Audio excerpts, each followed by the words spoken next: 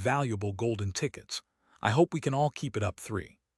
Chapter 895. 2 months later, Part 1. Shangyuan Bingzu had dreamed of taking everything from the man who was her father but abandoned her. However, her hatred did not come from being abandoned, but rather most of her hatred for Qiunyuan Wenchen was born from the suffering that Shangyuan Bingzu's mother had to live through for years. In the past, even though somewhere in her heart she knew that dethroning Qiunyuan Wenchen was simply impossible for an unknown girl like her, she tried hard. She was the best in studies, she was the best in sports, she was knowledgeable about different cultures, politics, and despite her cold demeanor she was also very good at business discussions. Shangyuan Bingzu was even good at martial arts long before the soul record arrived on planet Earth. However, now that she was not only taking everything from that man, but even had his life in her hands, Shangyuan Bingzu did not feel joy or anything similar. She still felt resentful, and the more she looked at Qiunyuan Wenchen, the more she wanted to tear him apart. Something in her heart told her that just once probably wouldn't be enough for her to release the frustration in her chest. It was then that she realized that most of her hatred for Qiunyuan Wenchen seemed to have changed. Previously, the focus of her hatred towards Qiunyuan Wenchen was her mother. However, Shang Yuan Bingzu realized that the major focus of her hatred was now centered on the fact that Xun Yuan Wenchen had forced Bai Zemin to activate his title skill, and in order not to waste it, the latter had no choice but to leave this world. More than 2 months. It had been more than 2 months, almost 3 months since Bai Zemin was not with them. No, Shang Yuan Bingzu didn't want to admit it, but she soon realized that she didn't care too much if Bai Zemin was or wasn't with the others. But what she was getting frustrated was not being able to see him during all this time. Girl, I'm really curious to know who the person you're thinking about is. To think that you didn't even notice this old man's arrival. Shang Yuan Bingzu blinked in surprise as a mature voice brought her out of her inner thoughts. She looked slightly to her right and narrowed her eyes. Who are you? The black-haired man with some gray hair around but undoubtedly handsome despite having some wrinkles on his face, let out a bitter smile as he heard Shang Yuan Bingzu's words. I've only gotten a little younger thanks to evolution and eating some mutant beast meat, but you can't recognize me. The man pointed at himself and said calmly, I remember when you were little you used to call me Grandpa together with little Yijun, but when you started to grow up you visited our residence less and less. Shang Yuan Bingzu's little mouth opened slightly, and a faint glint of surprise flashed in her eyes. Wu Jianheng, she murmured with narrowed eyes. The man who appeared to be about 45 years old nodded slightly, accepting his identity as the former premier of China and one of the key figures of the new China faction. It's been several years since I last saw you, child. Wu Jianheng sighed and said with genuine awe, I admit I'm ashamed. Just now when I saw you I couldn't help but be briefly stunned by your beauty. No wonder that brat Chen He is still crazy about you. Shang Yuan Bingzu's expression did not change at all. The fact that even Wu Yijin's grandfather was stunned by her beauty was something that honestly did not surprise Shang Yuan Bingzu. The number of humans who were amazed by her beauty was increasing more and more along with the age range at the same time as her soul power became more and more pure. I advise you not to try anything funny, Shang Yuan Bingzu said indifferently. She turned to return her attention to Xun Yuan Wenchen and warned, even if you are Yijin's grandfather, and even if you treated me well in the past, I am a bit out of my senses at the moment. It will be best for everyone if you obediently surrender. The new China will soon no longer exist, and our transcendent faction will become the human ruler of China in a matter of months. Shang Yuan Bingzu's words were packed with certitude and confidence, but many might mistake it for arrogance. After all, she was stating with utter certainty that the transcendent faction would become the human hegemon of China in a few months, as if nothing and no one would be able to prevent it. Wu Jianheng smiled bitterly once again and shook his head.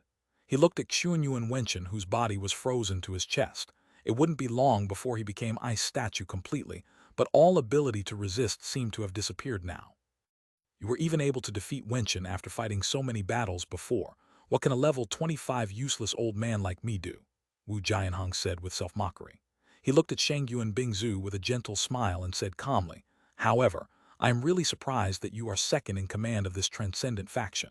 With all this power of yours, you could easily become the total leader of your own faction. Wu Jianheng naturally knew about Bai Zemin's existence. A young man capable of activating destructive skills on the level of nuclear bombs was impossible to go unknown for long, especially not after Xun Yuan Wentian had seen some of his strength before. However, Wu Jianheng was a cunning old fox.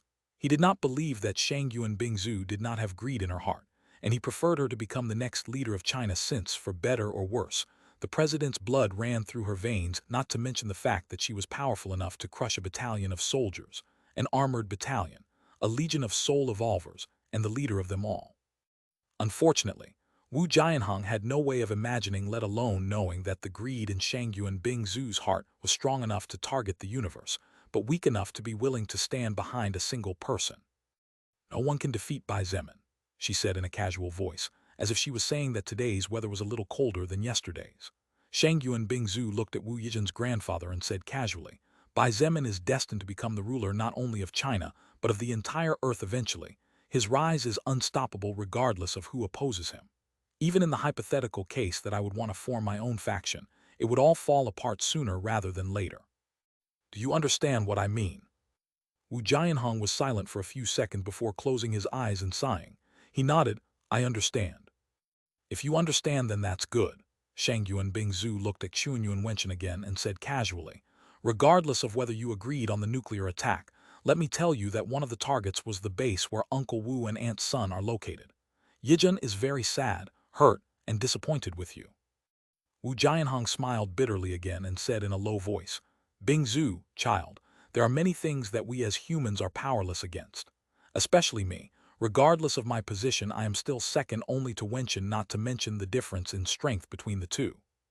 Shangyuan Bingzu's pink lips curved upward slightly, and a glint of disdain flashed in her blue eyes as she said coldly, "A group of students managed to defy fate itself by surviving several anomalies on their own. Several of those previously helpless students have now become soul evolvers that no one dares to look down on and everyone respect. One of those students comes from a normal family, without the support of any kind, but he managed to become the ruler of over 5 million humans." She looked at Wu Yijin's grandfather out of the corner of her eye and said indifferently, "Are you telling me that you, a figure capable of mobilizing armies and knowing so many key points with overwhelming advantage at the beginning of this whole mess, can't do what a group of students could do while crawling up from the bottom? You'd better think of a better excuse for when you see Yijin and Uncle Wu. Evolution also improved everyone's thought process, didn't it?" Wu Jianhong was at a loss for words for a few seconds, before a helpless smile appeared on his face. Shangyuan Bingzu was right. His excuse and act of being helpless was really lame. Seeing that the ice had already covered almost all of Xunyuan Wenchen's neck, and realizing that games of wit would be of no use with the smart and cunning young woman in front of him, Wu Jianhong decided to be more honest. "Bingzu, although I don't really know what happened to the leader of your faction, I know that he was somehow handicapped by the first nuclear missile that Wenchen ordered to be fired about 3 months ago, even though the missile seemed to disappear without a trace. Furthermore, judging from what I heard earlier, it seems that your frustration and anger towards Wenchen comes precisely from the fact that this young man named Bai Zemin has been away for a while." Wu Jianhong was curious about Bai Zemin, not only because of his power, but also because he was eager to meet the young man who had made the most beautiful woman Wu Jianhong had ever seen in his 65-plus years so devoted and sentimental to him. And Shangyun Bingzu replied with coldness. The ice had finally reached Xunyuan Wenchen's chin, and it wouldn't take long to seal him completely before releasing all the mana and killing him inside the statue. "This is just my opinion, but don't you think it would be good to let Bai Zemin himself decide what to do with Wenchen's life?" Wu Jianhong said quickly and added, "After all, he was the one who got hurt the most, wasn't he?" Shangyuan Bingzu turned to look at him slightly. Her blue eyes glittered mysteriously. With her intelligence, it was naturally impossible not to know that Wu Yijin's grandfather simply wanted to buy some time for Xunyuan Wenchen's life. However, if Wu Jianhong believed that something would change, then he was truly underestimating her and the entire transcendent faction. At that moment, a gust of unnatural wind blew from the north, and before Shangyuan Bingzu could say anything, she heard her mother's voice. "Bingzu, why don't you listen to Sir Wu for now? I think he has a good point." Shangyuan Xinyu slowly descended from the sky, making use of the wind currents to her advantage. Standing beside her, Bai Shilin waved her small hand towards Shangyuan Bingzu with a big happy smile. Wu Jianhong gasped at the sight of Shangyuan Xinyu, who seemed to be Shangyuan Bingzu's younger sister due to her petite body. However, when he looked at Bai Shilin, he couldn't help but notice the huge resemblance she bore to Shangyuan Bingzu, and his mind immediately went wild thinking of a variety of things. In the distance, a dozen assault helicopters were approaching the area, and beyond the horizon, several black dots began to show up. Shangyuan Bingzu had finished just in time, just as she had said. The advanced troops were advancing to reclaim the city. "Mom, you," Shangyuan Bingzu frowned as she watched her mother stop beside her. Shangyuan Xinyu looked at her daughter in confusion for a second before she understood what was going on in her mind. Shangyuan Xinyu felt the corner of her mouth twitching like crazy as she slowly said, "Little brat, don't tell me you think I still have feelings for this man." Shangyuan Bingzu frowned even tighter. It was indeed what she was thinking. Shangyuan Xinyu shook her head, not knowing whether to laugh or cry, as she calmly said, "Bingzu, my child, my feelings for your father have died since you took your first step to college. I have told you several times, but you still don't believe me." Shangyuan Bingzu looked at her for several seconds before the frown on her face slowly relaxed. She nodded, visibly relieved. "That's good. The reason I think you should let your father live is because I feel that this young guy Bai Zemin has more right to decide what to do with him now." Shangyuan Xinyu sighed and added quietly, "Besides, regardless of the past,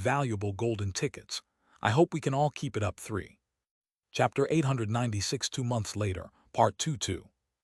Wu Jianheng did not have time to say even a single word when a flash of silver light shone in the middle of the snowy plains, and immediately followed with an earth-shaking howl of pain stretching to the horizon. Xuanyuan Wenchun's eyes looked like they were about to rupture with red veins covering the sclera, while his pupils were considerably constricted as he stared at Shagyuan Bingzu. The sound of his teeth gnashing rang out along with the small grunts of pain that involuntarily leaked from his mouth as his blood congealed over the neat cut that had severed his remaining arm. Wu Jianheng sighed as he saw Xuanyuan Wenchun's arm on the ground, and a complicated glint shone in his eyes as he muttered under his breath, "I'm afraid that wielding a sword again will no longer be possible." In this world, being unable to wield a weapon was not much different from waiting to fall prey to fate. Only those with power were able to survive for a long time, and while it was true that Xuanyuan Wenchun was still a powerful third-order soul evolver, it was most likely that in his current condition even a normal second-order soul evolver level 80 would have the ability to present him with a deadly challenge in a battle. After all, one of Xuanyuan Wenchun's two strengths was the power of his attacks, but now he only had agility left. From being able to match up to the most powerful king of kingdom of the eventide world to having to fight for his life against a second-order soul evolver, it was undoubtedly a great decline in power, one from which he would hardly ever be able to recover. Shagyuan Bingzu remained impassive. She sheathed her sword in a smooth motion and kept her blue eyes fixed on Xuanyuan Wenchun's silver eyes as she said in a clear voice, "Take it as a temporary punishment. Oh, and be thankful I don't cut out your tongue, since that's what I should do as a punishment, since you ordered to fire nuclear missiles without any care for the consequences of your actions." At that moment, a figure jumped from high in the sky just as one of the combat helicopters passed by. This figure made several circles in the sky, and when she was a few meters away from hitting solid ground, her falling speed suddenly dropped, turning into something similar to a descending feather. Kai Jingyi stopped a few meters distant and looked at the man whose body was 90% encased within a thick layer of ice. She looked at the severed arm, and a scornful grimace crossed her face for a moment. She couldn't help but commented the words she felt at that moment. "Miss Bingzu, is this the cowardly piece of trash that fired the missiles?" Piece of trash? Wu Jianheng could not help but smile in irony as he looked at the girl who had just arrived. This girl was 18 years old at most. He could tell from her attitude, stance, and manner. However, an 18-year-old was calling trash to the most respected man in all of China and one of the most influential figures in the world a little over 8 months ago back. No, in this girl's eyes, Xuanyuan Wenchun was not trash but was just a piece of trash. "Yeah," Shagyuan Bingzu nodded calmly and looked at the surroundings as she calmly asked, "Kai Jingyi, prepare to take over the key points of the base. Take charge of reorganizing the troops that surrendered. Have Feng Tianwu unfreeze them." "Roger." Kai Jingyi nodded and walked past Xuanyuan Wenchun to head for the base a few kilometers distance away. However, she stopped for a second at his side and looked at him with a faint smile as she said under her breath, "You will definitely regret what you did. You will soon wish you were dead, Sir Chairman Tilda." Kai Jingyi's body was soon enveloped by a series of blue lightning, and a second later the entire area was covered in lightning, turning the snow into a deep blue sea. An instant later, all the lightning disappeared and Kai Jingyi could no longer be seen anywhere. Wu Jianheng's heart almost stopped when he saw several strands of his hair slowly falling before his eyes, followed by a voice from someone who was no longer there. You probably did well in your past life, Grandpa. Be sure to thank your granddaughter when you see her later, hee tilde. His face turned pale and he subconsciously took several steps backwards, barely standing upright. That girl's message was very clear to Wu Jianheng. If it wasn't for Wu Yijin's existence, then that cut from just now would have gone to his throat. This girl, Shang Yuan Xinyu couldn't help but forced a smile and shook her head at Kai Jingyi's attitude. Shang Yuan Bingzu looked in the direction where Kai Jingyi had just disappeared and said with calm, "Back in college, Kai Jingyi was a very intelligent girl but shy and fearful of everything. What Bai Zemin did for her was not simply provide her with the opportunity to become a powerful soul evolver, but helped her gain self-confidence. To say that Kai Jingyi is who she is today is all thanks to Bai Zemin is not an exaggeration. Therefore she is grateful to him to the point of being willing to die. It is natural for her to feel anger in her heart against those who have harmed him." "I see," Shang Yuan Xinyu sighed and said with mixed feelings. "Now I'm more and more curious about this guy called Bai Zemin. Not only did he manage to make so many powerful and talented soul evolvers willingly follow him with unquestioning loyalty, but he even made the proud princess of the Wu family fall in love to the point of no return." Shang Yuan Xinyu paused and couldn't help but look at her daughter silently for several seconds, as if she was thinking whether to say something or not. "What?" Shang Yuan Bingzu frowned. Somehow she wasn't a fan of her mother's eyes right now. "It's nothing." Shang Yuan Xinyu chuckled and shook her head. She added, "I really hope this young man will return soon.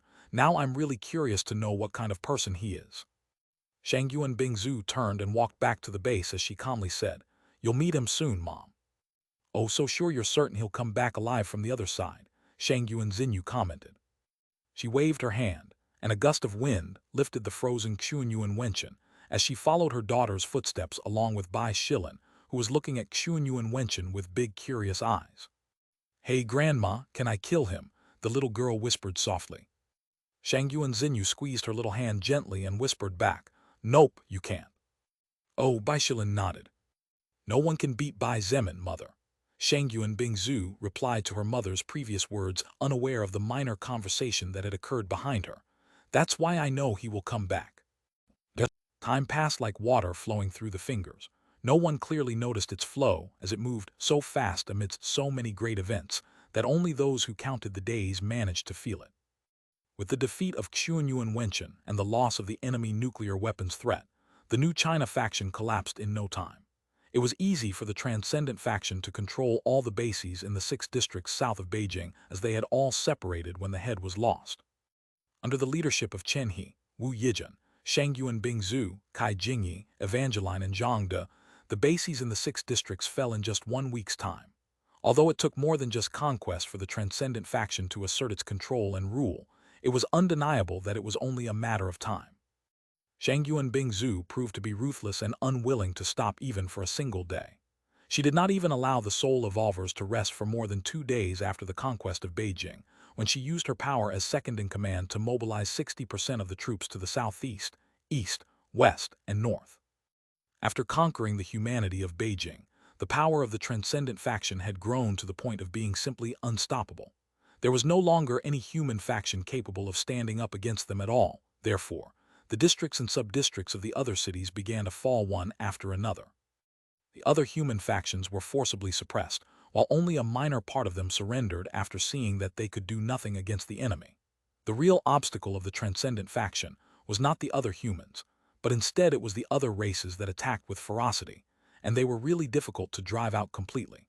That was the reason for which in the end, Shang Yuan Bingzu was forced to come to a temporary agreement with the leaders of other races she encountered.